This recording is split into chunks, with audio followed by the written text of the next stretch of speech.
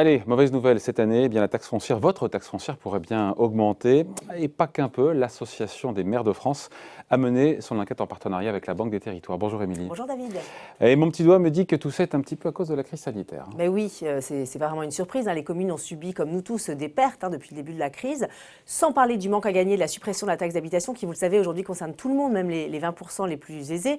Bref, tout ça, ça tombe très mal pour les communes. Et donc, selon l'Association des maires de France, plus d'un tiers, 36% des communes envisageraient d'augmenter leur fiscalité locale. Ça devrait concerner essentiellement donc, la taxe foncière. Ouais, et j'ai envie de vous dire, Émilie, en même temps, c'était déjà un petit peu dans les tuyaux. Cette tendance avait déjà commencé avant la crise d'augmentation de la taxe foncière. Effectivement, vous avez raison. Cette augmentation de la taxe foncière, elle ne date pas d'hier. Alors, si on regarde sur 10 ans, entre 2009 et 2019, elle a progressé, tenez-vous bien, de 31,4%. C'est 3 fois plus que l'inflation. Et puis, si on regarde sur la période 2014-2019, en 5 ans, la taxe foncière a augmenté de 12%. Alors, l'an dernier, ça s'est évidemment calmé. Élection municipale oblige. Et donc, cette année, ça devrait repartir à la hausse. Une hausse qui, selon l'Association des maires de France, devrait être comprise entre 2 et 3%. Alors, on l'a dit, la crise explique évidemment une hausse pour partie de la fiscalité. Mais concrètement, en quoi ça impacte les communes? Qu'est-ce qui justifie qu'elles augmentent la douloureuse la facture? Alors déjà, elles ont dû faire face à des dépenses. Les communes, on pense par exemple à l'achat des masques, du gel hydroalcoolique, des vêtements de protection. Il y a eu également l'aménagement des locaux, les aides aux entreprises ou encore les primes exceptionnelles. Toutes ces dépenses représentent grosso modo une hausse de 4 à 5% par rapport à ce qui a été prévu et plusieurs centaines de milliers d'euros donc supplémentaires pour les communes. Ouais, mais dis donc, avec le confinement, pour le coup, pour les communes, c'est aussi l'occasion de faire des petites économies, je sais pas moi, sur les frais de déplacement par exemple. Oui, c'est vrai. Mais alors l'Association des maires de France a quand même bien fait son travail. Elle a pris en compte toutes ces économies qui ont été faites pendant les confinements, avec par exemple, vous l'avez dit, donc des économies réalisées dans les frais de déplacement, dans les frais de restauration aussi, les frais de formation. Il y a également eu moins d'achats de biens et de dépenses de services, moins de recours aux contrats saisonniers et aux vacations.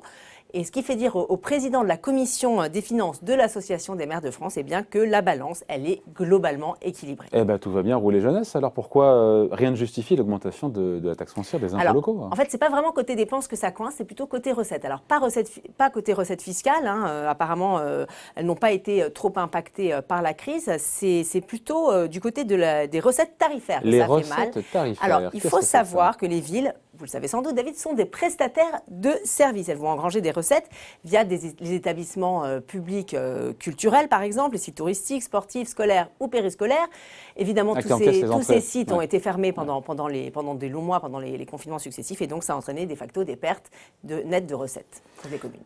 Bon, les communes, elles ont trinqué évidemment comme nous tous. Et aujourd'hui, maintenant que l'horizon s'éclaircit un petit peu avec cette campagne de vaccination, dans quel état d'esprit elles sont? Écoutez, l'heure n'est pas encore à la fête. Les communes anticipent par exemple un recul cette année et en 2022 du produit de la cotisation sur la valeur ajoutée des entreprises en raison de l'affaissement économique de 2020. Du coup, finalement, toutes ces hausses de la fiscalité, les communes, elles vont les anticiper un petit peu par précaution. Il y a un signe qui ne trompe pas, David. Les communes, vous savez, elles ont l'habitude d'accorder parfois des exonérations aux entreprises et aux particuliers. Eh bien, cette année, 29% d'entre elles envisagent de les réduire. Bon, mais cette frilosité, est-ce qu'on la ressent, Émilie, aussi du côté de l'investissement?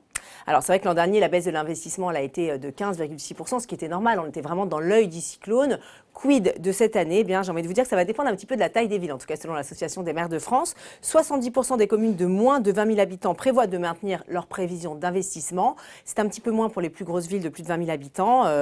60% envisagent elles aussi un maintien des dépenses, mais 31% envisagent une baisse de ces dépenses. Une baisse qui devrait concerner essentiellement les secteurs de la rénovation des routes, des équipements sportifs ou encore de l'assainissement des eaux. Résultat, les impôts locaux, la taxe foncière devrait continuer d'augmenter. On sait pourquoi, on ne sait pas de combien, mais on sait pourquoi. De 2 à 3%, selon l'Association des maires de France. C'est une moyenne. Pour 2 tiers des communes. Voilà. Merci Émilie. Bon week-end. Bye.